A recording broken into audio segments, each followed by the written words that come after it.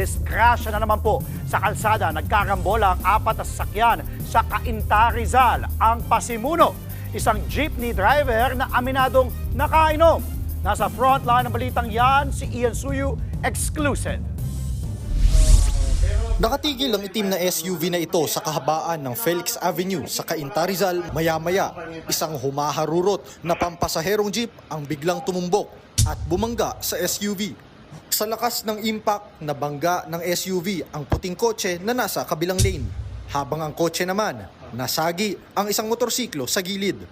Basag ang harapan at likurang bahagi ng SUV. Wasak naman ang unahan ng jeepney. Dito sa mismong bahagi ng Felix Avenue nangyari yung aksidente. Ang jeepney may rutang Santa Lucia patungong Binangonan. Ayon sa mga otoridad, hindi naman daw accident prone ang areang ito, kaya't posible raw na may naging pagkukulang o kapabayaan ang jeepney driver.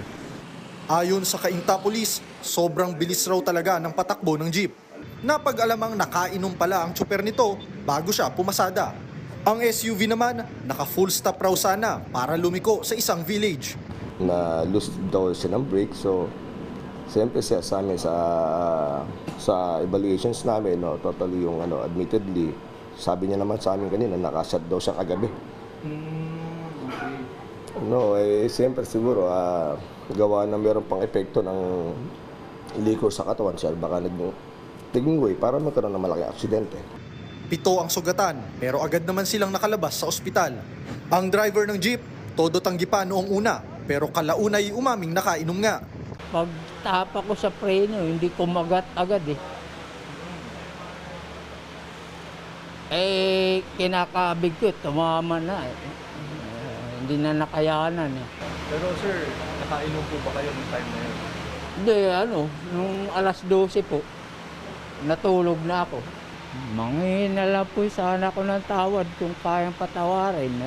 Hawak na ng mga pulis ang driver na mahaharap sa reklamong reckless imprudence resulting in damage to property and multiple physical injuries.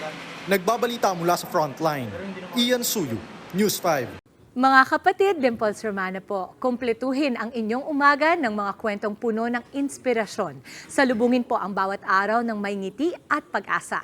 Kaya't mag-subscribe na po at mag-follow na sa aming social media pages ng News 5.